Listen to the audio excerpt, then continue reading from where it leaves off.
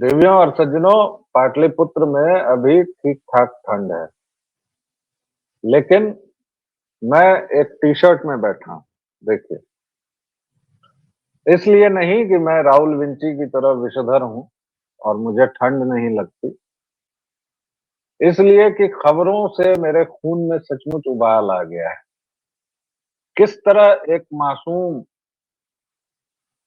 दीन के पक्के, ईमान वाले पिता-पुत्र की जोड़ी ने ऑस्ट्रेलिया पर ऑस्ट्रेलिया में एक बीच है, बॉन्डी बीच, आप सभी जानते होंगे। तो सूचना नहीं दे रहा हूँ, खबर नहीं दे रहा हूँ क्योंकि खबर तो आप सब लोगों के पास है। वहाँ बीच पर पिता-पुत्र की एक जोड़ी जो ईमान के पक्के थे, दीन के मर्द मुजाहिद थे, उन्होंने काफ़िर यहूदियों काफ़िर यहूदियों के एक पर्व पर अंधाधुंध गोलीबारी की और 12 काफिरों को हलाक कर दिया। अल्लाह के फजल से जो न्यूज़ को सुनने के बाद मेरे खून में तो इतनी गर्मी आ गई कि मैंने टी-शर्ट पर रहना स्वीकार कर लिया। लेकिन शायद एंडी ब्रो के खून में अभी तक वो रवानी नहीं आ पाई है, ये स्वेटर-वेटर पहने हैं। 12 लोगों की हत्या हुई है, इस पर मुस्कुराहट नहीं आनी चाहिए। लेकिन इस पर जो गुस्सा आना चाहिए, वो गुस्सा कैसे निकले? आज बॉन्डी बीच है, कल पहलगाम था। साल जब जा रहा है तो ऑस्ट्रेलिया था। साल जब लगभग शुरू हुआ था, थोड़े ही दिन बीते थे, कुछ 1 महीने। तो भारत था, कश्मीर था, पहलगाम था और उससे पहले इज़राइल था, हमास था। ठीक यही मोडस ऑपरेंडी, ठीक यही है। और इन राक्षसों के लिए बड़े-बड़े आँसू बहाती अनुपमा चोपड़ा हों या फटा पाजामा शेरवानी हो, वो आके एक फ़िल्म को जो ज्ञात तथ्यों पर यानी पब्लिक डोमेन की चीज़ों पर, ऐसा भी नहीं कि कोई बहुत छुपी-छुपाई बातें हैं। पब्लिक डोमेन की लगभग जो चीज़ें हैं, उन पर आई एक फ़िल्म को बताते हैं कि ये मोहम्मदन लोगों का इमेज खराब कर रही है। इस पर बात करनी चाहिए, बात करेंगे, लेकिन उससे पहले आप लोगों को एक तस्वीर दिखाना चाहेंगे। भारत की मीडिया में तो खैर दम नहीं है, लेकिन एंडी ब्रो, ऑस्ट्रेलिया की मीडिया ने स्पाइन दिखाया है। रीढ़ जिसको कहते हैं, वो रीढ़ दिखाई है। ज़रा इस फ़ोटो को देखिए। यह सिडनी से निकलने वाले डेली टेलीग्राफ की है। इस पर फ़ोटो जो है वो उसी मर्द मुजाहिद की है, आतंकी जावेद या नावेद अकरम, क्योंकि जावेद पिता था, नावेद पुत्र था, या कौन पिता कौन पुत्र था पता नहीं। लेकिन हाँ, साजिद अकरम जो थे 50 वर्ष के, पेशे से फल विक्रेता थे, मर्द मुजाहिद मोमिन, वो भाई साहब पिता थे। और नावेद अकरम जो 20 वर्ष के आसपास थे, मुख्य शूटर थे वही। वो स्वॉर्ड ऑफ अल्लाह को भी कुछ कहते होंगे ना आनंद भाई, आप बताइएगा। वो जो थे, काफिरों पर जो मौत बनकर गिरे हैं, वो थे नावेद भाई साहब। ऑस्ट्रेलियन मीडिया ने ये साइन दिखाया, आनंद जी। अपने यहाँ क्या लिखा जाएगा? हेडमास्टर का बेटा, भटका हुआ नौजवान, असली इस्लाम नहीं। आनंद जी। उसमें कहा जाएगा, देखिए सबसे पहली बात तो इसमें है कि बाप और बेटे में जो आप कंफ्यूज हो रहे हैं, ये कंफ्यूजन कोई बड़ी बात नहीं है। कौन किसका बाप था, कौन किसका बेटा था, इसमें कंफ्यूजन होना स्वाभाविक है। वो सिस्टम ही कुछ ऐसा चलता है। आप जैसे आप अकबर वगैरह को ही देख लें तो अब्दुल रहीम खाने खाना जो थे, जिनका हिंदी दोहे में आप पढ़ते रहते हैं, वो बेटे थे, क्या नाम है, जो बैरम खान थे उनके। बाद में उनकी अम्मा से निकाह कर लिया जो है वो अकबर ने, और उसके बाद कौन किसका बाप था, कौन किसका बेटा था, उम्र किसकी कितनी है, उसके हिसाब से ये अंदाज़ा आप लगाते रहिए। तो ये सब बेकार की कोशिशें हैं, ये बेकार की कोशिश मत कीजिए। तो इस वजह से मुझे हँसी आ रही थी, बाप-बेटे का जोड़ा जो आप बोल रहे हैं, कौन किसका बाप था, कौन किसका बेटा था, कौन जानता है? ये तो घर जाकर के पता करना होगा, और शादी के डॉक्यूमेंट्स वगैरह देख कर के। उसमें भी शादी के डॉक्यूमेंट्स आप देखेंगे, उससे ज़्यादा तो कुछ कर नहीं सकते। सच्चाई क्या थी तो वो तो वही दोनों जानते होंगे। तो यहाँ जी, एक छोटी-सी जानकारी और दे दूँ उसके बाद, ताकि आप विस्तार से बताएँ। और जो भी दर्शक श्रोता कहते हैं कि मैं एंडी ब्रो को रोकता हूँ, भाई मैं उनको ईंधन मुहैया कराता हूँ, उनको रोकता नहीं हूँ। एंडी ब्रो खूब बोलते हैं और ये खूब अलग से मज़ा लेते हैं कि देखिए आपको डाँट सुनवा दी ना मैंने लोगों से। खैर, एक ऑस्ट्रेलियाई नागरिक ने साहस दिखाते हुए नावेद को निहत्था किया और फिर उस पर काबू पाया गया, जब तक पुलिस-वुलिस आके अपना की। उसका नाम सार्वजनिक नहीं किया गया है अभी तक। मीडिया में या पुलिस ने अभी तक उसका नाम सार्वजनिक नहीं किया है, लेकिन हमारे यहाँ शुरू हो गया है। इन 2 खतरनाक आतंकवादियों को एक मोमिन ने ही पकड़ा। तो क्या हुआ कि हर एक जगह वही लोग, पकड़ा किसने? जैसे एक और जगह आपको याद होगा कि अमेरिका जो में ये एक बार गे था। क्लब में अमेरिका में एक गे बार में जो गोलीबारी हुई, तो वहाँ इन लोगों ने इसी तरह का कुकर्म किया था। बस मैं उस तरफ संकेत कर रहा था, बाकी आप कंटिन्यू करें। जी। जी, तो उस वाले मामले में भी यही हुआ था। पहले दिखाना शुरू किया गया कि ये जो मरीन था जिसने इन हमलावरों को पकड़ा, गे बार में हमला करने वाले कई लोगों को गोली 5 लोगों को मेरे ख़्याल से गोली मारी थी उसने। तो उसको जिसने पकड़ा वो जो है वो इस समुदाय विशेष का ही था, ऐसा नहीं है कि ऐसा था, वैसा था। तो इस्लामोफ़ोबिया नहीं फैलाना चाहिए, ये नहीं करना चाहिए, वो नहीं करना चाहिए, ये सब कहना शुरू किया गया, और अचानक पता चला कि ये जो भई मरीन था, ये तो आइडेंटिफ़ाई एज़ हिंदू करता था। तो ये सब जब उसकी माताश्री जो थी वो भारतीय मूल की थीं। तो ये जैसे ही पता चला तो अचानक से उसका नाम वग़ैरह जो है वो मीडिया कर्मियों ने लेना बंद कर दिया, और ये कोई एक बार की बात नहीं है। भारत में ऐसा एक क्लिप कटुआ कुख्यात है, जो कि इस तरह की हरकतें करने के लिए जाना जाता है। यहाँ तक कि जब लता मंगेशकर की मृत्यु हुई थी, तो सोशल मीडिया पे लाफिंग वाले जो इमोजी थे, वो बना-बना करके डालने वाले लोगों को वो डिफेंड कर रहा था कि नहीं, नहीं, भारत में तो जी लोगों को ठीक से सोशल मीडिया चलाना नहीं आता जी, इसीलिए लाफिंग इमोजी बना के दे रहे हैं जी। गलती नहीं है जी, इसमें कोई दुष्टता नहीं है जी, इसमें कोई सोशल मीडिया चलाना नहीं आता जी, कम पढ़े-लिखे भटके हुए मासूम नौजवान हैं जी। तो ये सब करना जो होता है, तो टीम जो होती है ना वो कई हिस्सों में बटी हुई होती है। कितनी ही बार, कितने ही लोग इस बात को दोहरा चुके हैं। एक टीम होगी जो असली वाला होगा आतंकी, वो आप पर हमला करेगा सीधे-सीधे और आपको गोली मारेगा। और जो छुपा हुआ लिबरल वाला है ना, वो कहेगा कि नहीं, नहीं, सारे ऐसे नहीं होते। कितने सारे ऐसे होते हैं, ये जोड़ा जाए क्या? 5% होते हैं। 5% अगर होते हैं, तो भारत की आबादी कितनी है?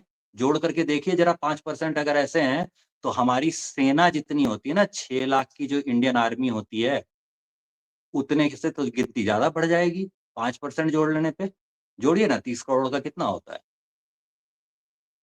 तो ये जो बेकार की बात होती है कि बहुत कम परसेंटेज ऐसे होते हैं, एकाध ऐसे, यार एकाध ऐसे होते हैं, तो जितनी बड़ी आबादी की बात आप कर रहे हैं ना, उतनी बड़ी आबादी में अगर 1% भी ऐसे हैं, तो भी आपके लिए खतरा है, साफ करना पड़ेगा।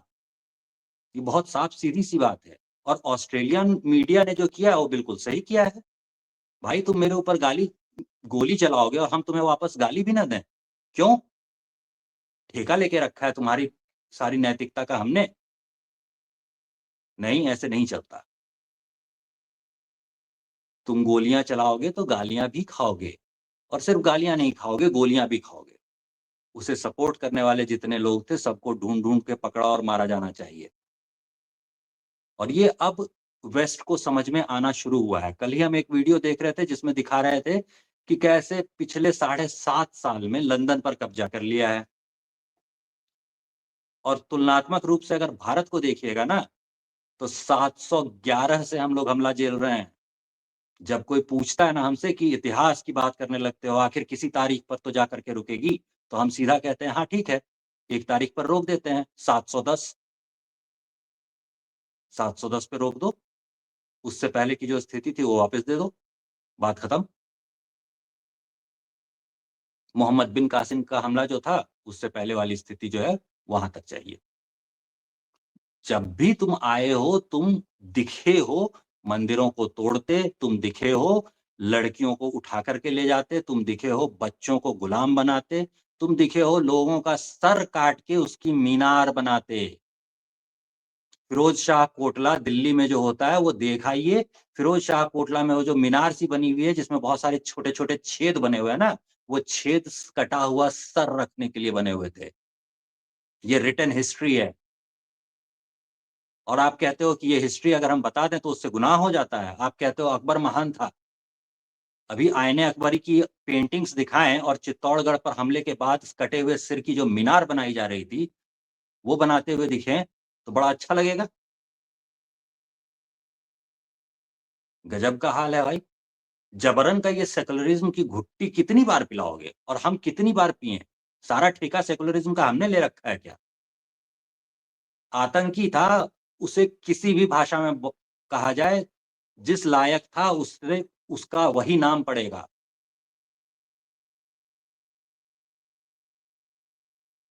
तो यहाँ नहीं, स्थितियाँ ये है कि लेकिन लोग सच बोलने से कतरा रहे हैं और कितना कतरा रहे हैं, इसका अनुमान आपको अगर लगाना है ना, कितने डरपोक होते हैं और कितने नीच होते हैं, तो आप सलमान रुश्दी को देख लीजिए। काना हुआ बैठा है, आंतड़ियाँ निकाल कर के बाहर कर दी थी, क्योंकि हमला एक मोहम्मडन ने किया था। और गालियाँ किसे दे रहा होता है? भारत में हिंदुओं में असहिष्णुता बढ़ती जा रही है जी। क्यों नहीं बढ़े असहिष्णुता? सेल्फ डिफेंस मेरा अधिकार नहीं है क्या? हिरन की तरह कटने के लिए बैठे रहें? नहीं है, बकरी होने से इनकार कर रहे हैं हम। वो जो जिस गांधी को सरकारी आदेश से ब्रिटिशर्स ने महात्मा बनाया था, उसकी बकरी बनने के लिए हम तैयार नहीं हैं, नहीं मानेंगे। नहीं मान रहे बकरी की तरह चुपचाप। लेकिन आनंद जी, जी। इन विरोहियों का तर्क यही है कि किसी ने किया उसके लिए पूरे मजहब को गाली मत दो, प्रोफाइलिंग मत करो। मतलब वो भटके हुए लोग हैं, वो सच्चा मोहम्मदवाद नहीं है। सच्चा भाई जो भी मोहम्मदवाद तो दिखा है वो ऐसा शांति ही है, जो दिखा है वो ऐसा ही है। अच्छे वालों का नाम दिखा दो ना, तुम अपने 10 बच्चों का नाम दिखा दो, जिसका नाम कलाम। 5 साल के 10 बच्चे ले आओ जिनका नाम कलाम हो। हम एक विधानसभा में बैठा हुआ दिखा देते हैं जिसका नाम ओसामा है। क्यों रखा था ये नाम? हम 10 आदमी दिखा देते हैं जिसका नाम सद्दाम है। क्यों रखा था ये नाम? जिसकी तुम पूजा कर रहे हो, तुम्हारा पूरा समुदाय अपने बच्चों का नाम उसके नाम पे रख रहा है, उसके तुम समर्थक नहीं हो, ये तुम कहना चाहते हो? दिखाई दे रहा है, आँखें मूंदने के लिए तुम मुझसे कह रहे हो, नहीं मूंदेंगे, दिख रहा है मुझे। तो वो जो वोक होना कहा जाता है ना, तो यहाँ पर हिंदू जो है वो वोक हो रहा है और इसके वोक होने से जो है दिक्कत हो रही है लोगों को। आनंद जी, जी। आपने जो ये जोशीला भाषण दिया ना, उसको देख के मुझे एक चीज दिखाने की बड़ी इच्छा हो गई। शत्रु बोध जिसे कहते हैं, उसका कितना घनघोर अभाव है हम हिंदुओं में, ये उसका जीता जागता दस्तावेज है। और ये शत्रुबोध का अभाव है, या इस पर हम लोगों को गौरवान्वित होना चाहिए कि एक हिंदू, जिस पर हिंदू आतंकवाद का ठप्पा लगाने की कोशिश कांग्रेसियों ने की, लीगियों ने की, एक हिंदू जब धार्मिक होता है तो वो क्या करता है, ये वो दिखाता है कि बेटे का अंतिम संस्कार करने जब व्यक्ति गया मणिकर्णिका घाट पर, जनार्दन सिंह नाम का, तो इनके दिमाग में आया कि दुनिया में प्रत्येक मनुष्य की विदाई अच्छे ढंग से हो।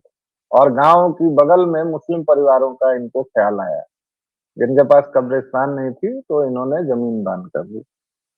अब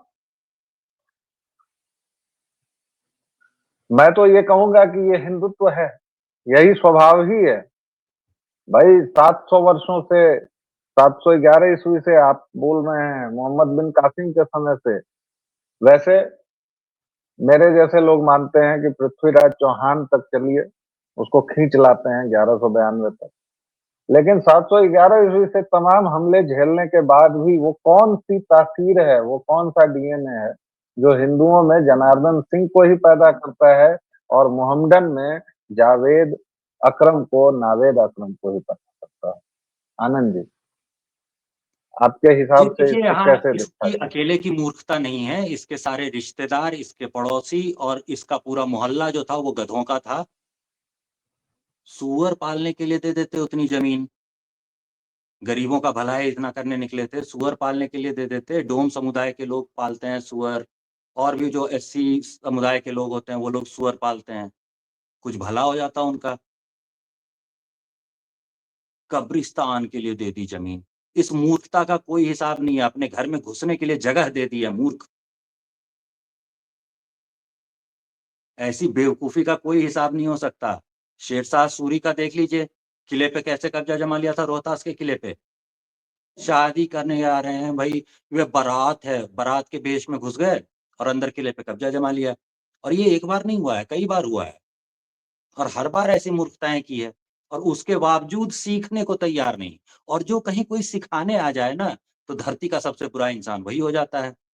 महाराणा प्रताप को कोई समर्थन नहीं मिलता, शिवाजी को कोई समर्थन नहीं मिलता, छत्रसाल को समर्थन नहीं मिलता, छत्रसाल को चिट्ठी लिख के भेजनी पड़ती है, बाजी जात बुंदेल की, बाजी राखो लाज। तो ये स्थिति हो जाती है। क्यों? क्योंकि अपने निजी स्वार्थ में इतने लिप्त हैं, इतने लिसड़े हुए हैं, इतने घिनौने ये लोग हैं। और ये घिनौने लोग आपको छोटे स्तर पर नहीं दिखेंगे, जैसे-जैसे स्तर ऊपर उठने लगता है, तो आपको दिखेगा कि जैसे ही थोड़ी-सी राजनैतिक शक्ति हाथ में आई, वैसे ही ये सबसे पहला काम क्या करते हैं, ये शत्रु पक्ष को ला करके ना अपनी गोद में बिठा लेते हैं। इतना शौक है, ऐसी उत्कट अभिलाषा है शत्रु से महिमा मंडन पाने की, कि गोद में उसे बिठा लेंगे, सर पे उसे बिठा करके नाचेंगे और वो कंधे पर बैठ करके ना कपार पे मूत रहा हो। सही भाषा जो होती है वो यही होती है।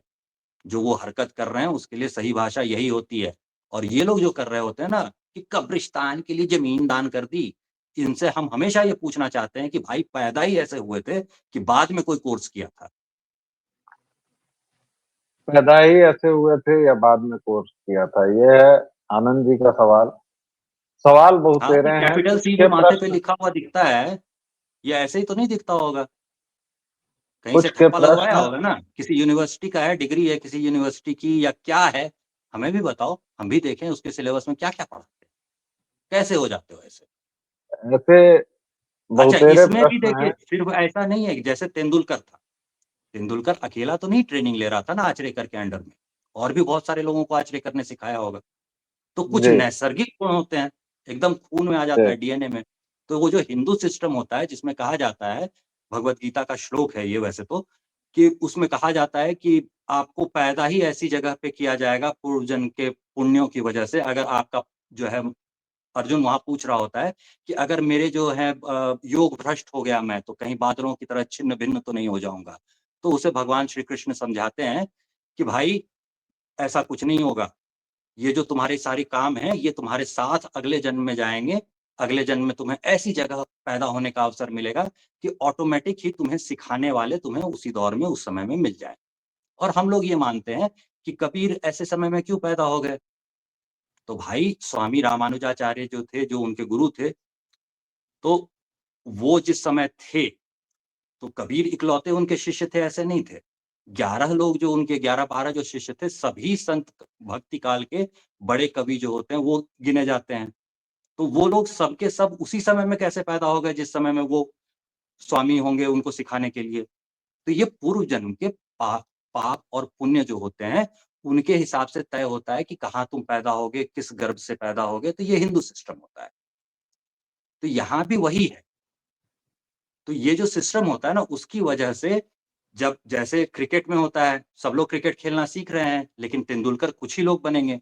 वो जो नैसर्गिक प्रतिभा होती है, वो कुछ ही लोगों में होती है। भगवान कोई रैंडमली काम नहीं कर रहे होते ना। कुछ किया होगा जिसके कर्मफल के हिसाब से ये मिला हुआ है उसको। ये नैसर्गिक प्रतिभा जो होती है वो उसी से मिली हुई होती है। तो यहाँ जो ये कैपिटल सी वाले होते हैं, इसमें से कुछ ऐसे होते हैं जिनमें ये नैसर्गिक प्रतिभा होती है। तो उनके बाप से पूछा जाना चाहिए कि हरामखोरों तुमने किया क्या था? क्या खा के पैदा किया था? उनकी ओके, माताजी से भी पूछा जाना चाहिए आनंद जी। था।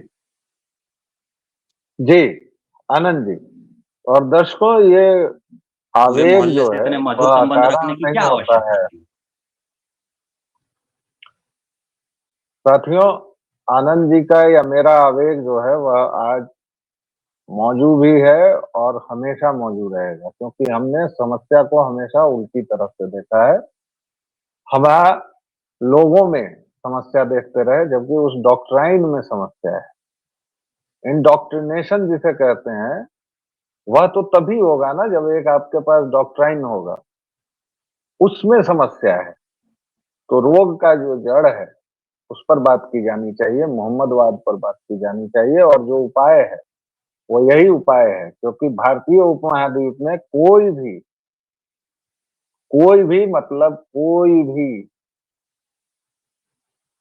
मुसलमान नहीं है, सारे के सारे धर्मांतरित हिंदू हैं। तो इसलिए चुपचाप अपने घर लौटो, वापसी करो, वही उपाय है। वरना इसके सबसे बड़े शिकार तो तुम ही हो।